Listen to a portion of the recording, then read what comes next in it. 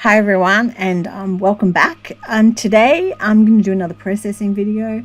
I thought what we might look at is dodging and burning. I do a lot of this in my photos. It's a tool, I guess you could say, that I really like, and there's lots of reasons I like it, but I thought we'd just have a quick lesson on how to do it today, and then maybe next week or the week after, I'm not sure, I might do another video on how you can do similar in Lightroom and on One Photo Raw. So what we're going to do to start off with is we're going to use a macro photo. I'm just going to select this one. It's a cosmos from my garden. If I can get it to open. We're not going to do that much to the photos. We're just going to have a look at them. I just restarted my laptop hoping that this would all work a bit faster, but apparently not.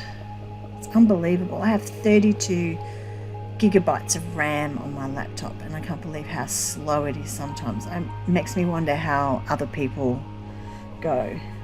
Okay, so here's our photo. We'll just do a few quick things. Now I must warn you that I'm also using my Hoyen Canvas Pro screen tablet thing, because I want to do some really sort of fine work on this, and I find I can't do it with a mouse. So just open this. However, the tablet doesn't work too well with Camtasia, which is what I use for recording, so we'll see how we go. Now, because I do burning and dodging all the time, I actually have actions that set everything up for me. However, that's not going to be any good to you if I just use those, so I'm going to show you how to set it up. So I don't work on the original image, and I don't think anybody should ever work on the original image. I mean, I can't because it's a smart object, but if you wanted to work on the original image, you could do Control J, get a copy of the image. I don't like doing that, so I'm just going to undo that. I just think it doubles the size, you know, your image size in the end, and what's the point? But I know a lot of photographers do that. You do you, however you want. So I need a layer to do this on. So I'm going to open up a layer. I don't normally layer my layers, but for you I will. So we're going to call this dodging one. So this will be the first layer. We need to set up a few things here. So one of the first things we need to do is say we want soft light. So it's a blending mode. It just means that this layer will blend into the layer below it. And then the other thing we want to do is we want to say fill with soft neutral color. That should be gray. Let's just open it and see, make sure we get that. Yeah. So you can see over here it's gray. I don't think I can actually show you that layer because, oh, there it is. So if you don't, so you can see that's it there. So this is the layer we're going to do our blending or our dodging on, because we called it dodging. So we need our dodging tool, and it's over here, this funny thing that looks like one of the dodging tools that we used to use in the darkroom. Okay, so we have to work out what we want to dodge. Although actually first we should have a look up here. So up here you've got your brushes, so you can change your brushes and you can do all of that sort of stuff. You know, you've got different brushes, but you know, you can, using the square brushes or the square brackets, not brushes, the square brackets on your keyboards, you can make it smaller and lighter. I think it's good to make it a fairly soft brush. That way you don't get really harsh edges when you're doing this sort of thing. Okay, and this here is your range, so you can work in your shadows, your midtones, or your highlights. I don't really do that very much. I just tend to stick with the mid-tones. I mean, it's something that you kind of probably have to practice with and, you know, just play around with to work out which ones you want the most. Now you've got your exposure. So this can go all the way up to 100. So if we did 100, and let's say we did that. So it's a little bit too much, and it can really just wreck your image.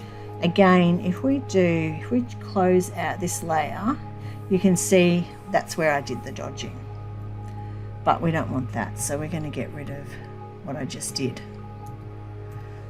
So it's usually best to do this on a, to build it up, really, because, so we might just start with, say, somewhere around 20, 19, 20.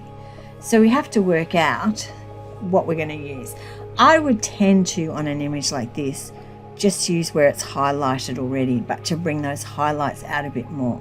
Like, it can really help here in the middle if we just go over this bit here, all the yellows. It's just going to make them a bit brighter. I mean, there are other ways of doing this, but I probably wouldn't normally do it quite like that. I'd probably make my brush a bit smaller, zoom the image up, and just go over the bits that I really want to brighten up. Now, each time you put your brush down, or you press the mouse, it's only going to do it once. If you want to make it like you want to keep brightening it up, you need to keep lifting up and redoing it.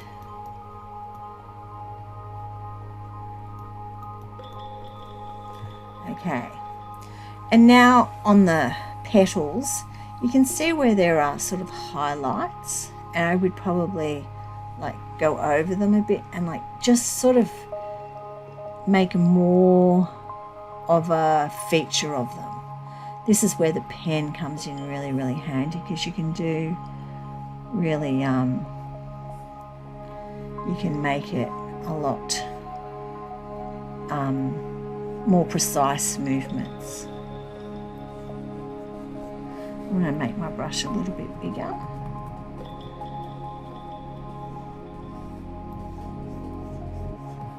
So basically where it's sort of white, or, you know, I guess the thing I'm trying to achieve is more of a sort of a 3D effect too. So where it's kind of raised, where the petals would be kind of raised, I'm trying to, you know, make them stand out more, sort of give them more body. Now, if I wanted to do some burning, which is to make things darker, I would do the same thing. So I would go up here to my layer, open a new layer, and say burning 1. I did that differently. I named that differently. Let's just make sure they're both the same. Again, I would do the soft light, and I would tick the soft light neutral grey and then do OK. But then over here, I would pick the burn tool. It's the same thing up here. This is pretty high because this can be really strong. Kind of got to be careful. Like, it's good to start with a low number. If you feel like you're getting nowhere with it, then maybe go up. You can see here how small this brush is, and that's probably because the last time I used it I was doing something really small. And I'm going to do the same thing here. So what I'm going to do is look for the dark lines, like the outlines of the petals, and just try and draw them out a bit more. I might actually bring that up a bit more.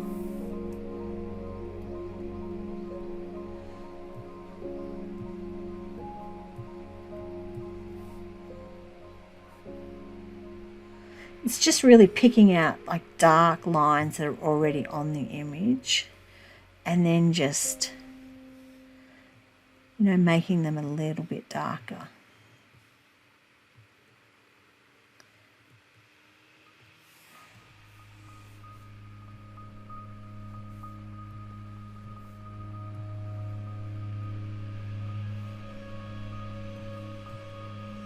just seeing what you can do with it.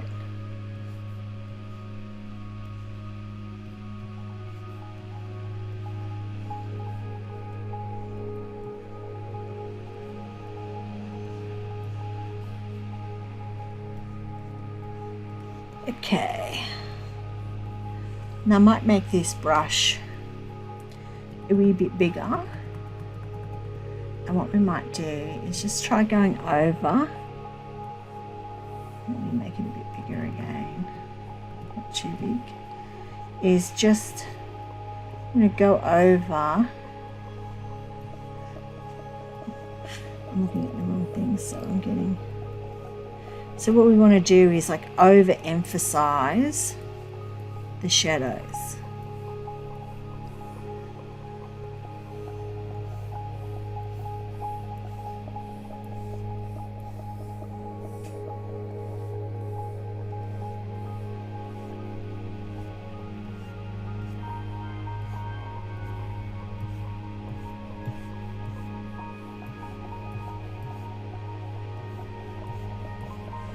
Okay, it's probably enough. So if we pressed Alt down here, so that's how the flower was originally, and then we added the burning, and then we added, we added the dodging, and then we added the burning. So I guess it becomes, do we like it with or without? I just think it adds more, sort of creates more of a 3D effect than just taking a 2D photo. Could be kidding myself. Maybe you can tell me what you think.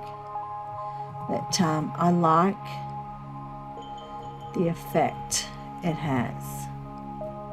I like the way you can really highlight something. Okay, I'm probably going to leave it there now because that's probably enough for this week.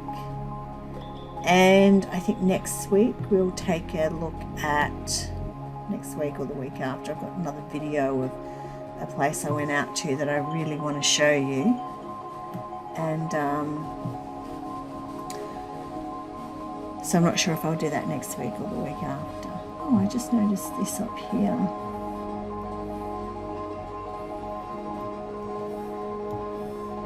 Oh, my mouse is gone. I don't know. The pen stopped working. Oh well. There we go. Is that working again? Don't really like that there. Let's just add a normal layer and get my heal tool. See if we can get rid of that. Yeah, that's not bad. Take out the imperfections. Okay, so as I said, I'm just going to leave it there. If you have any questions, let me know, and I'll talk to you all next week. Okay, bye.